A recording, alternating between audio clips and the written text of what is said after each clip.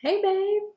So, thanks for joining me here on this epic new Friday, this platform, this party to continue the conversation about dealing with rejection and specifically dealing with rejection on discovery calls or discovery sessions or sales calls or whatever you want to call them, just the process of having that consultation with a potential ideal client. So, this dealing with rejection, it can be hard. It can be something that you take personally and start to question, like, are you good enough? Is your program good enough? Is your certification good enough? Is your program name right? Is your price point right? Is your product really good enough? Like, whatever it is you're selling, people, me included, have the tendency to go into that like self-doubt when hearing a no about joining a program or working together or buying this. So, what I want to share with you today about how to deal with rejection, I have some notes for you, is one of the things I like to remind myself. It's more of like a spiritual sales quote, and that goes, some by now, some by next time, and some by never. So just having that spiritual surrender of like releasing the pressure on like doing everything you can and saying all the right things and doing all the right things, like to make sure you get a yes, but with allowing that like surrender in this space of knowing like sometimes it's now, sometimes it's next time, sometimes it's never, and letting that be okay, because like you can't control like the amount of permission that they are going to give themselves to invest, to show up, and their desire to actually show up and do the work. Like you can't have that more than feeling than them. So it's really out of your control.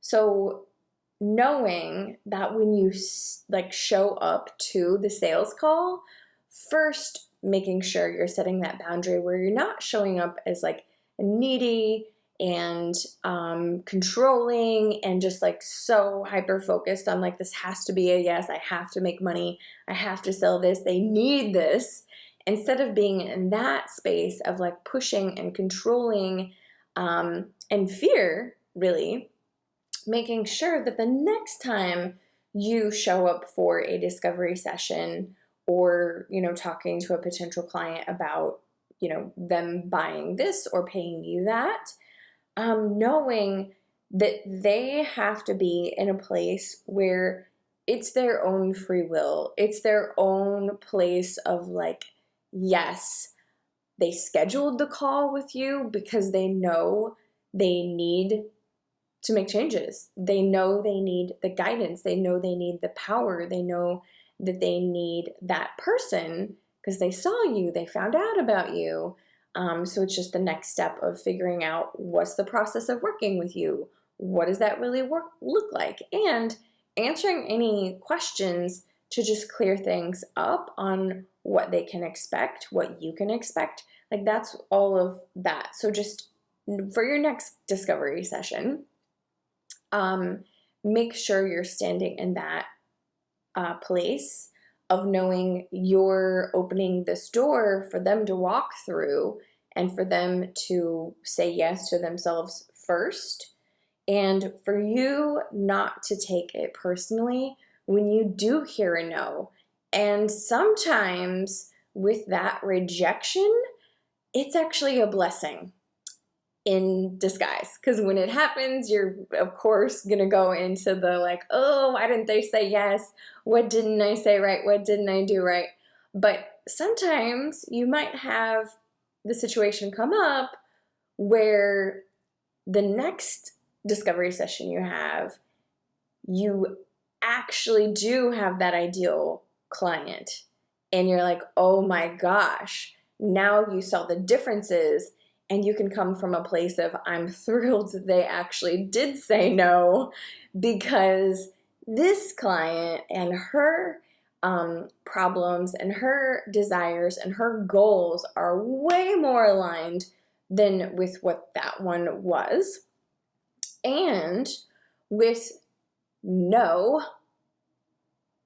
that I know from being in sales and door-to-door sales and business sales and online sales and all of that for way over a decade, is that sometimes when you're new at this whole people business and sales business, the word no can make us just stop. However, on those discovery sessions too, if you're just stopping there at no, make sure you're also looking at the KNOW, the no. Are they saying no because they need to know more about what this really looks like for them, about what they can really get from saying yes? Because that's the case a lot of times too, that I've found in various types of different sales, from real estate to insurance to nutraceuticals to health coaching to business coaching. Sometimes that no is really just an invitation that you want to offer a little bit of coaching, just Q&A, to dig into what else are you wondering about this program? What else are you wondering about what we'll be doing here? What else are you wondering about, what's stopping you? What's behind the no?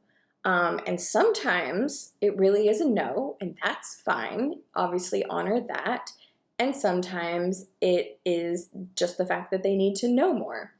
So with really having each of those rejections, those actual no's, after the call, it's really, really helpful to dig into, what's the lesson in this?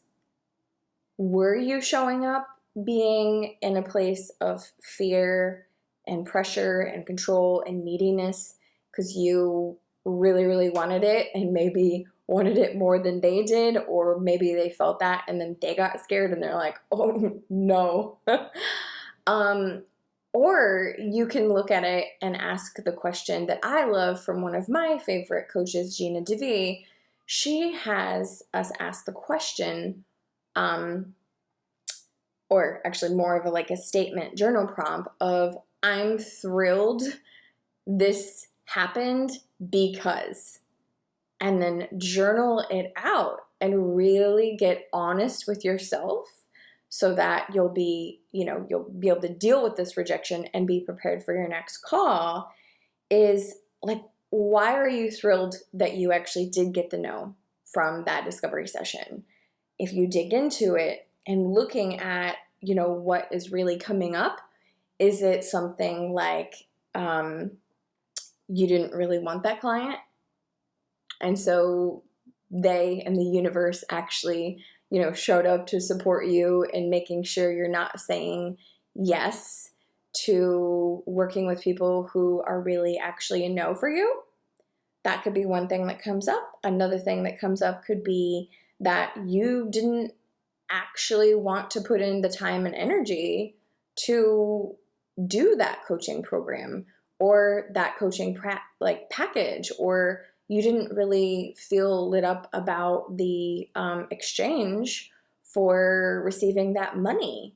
Whatever it was that didn't feel good to you, dig into the why you're thrilled that discovery session was a no for you. And also with really looking at too, with that rejection, are you really clear on if you had a solid and aligned desire and purpose for that money coming in?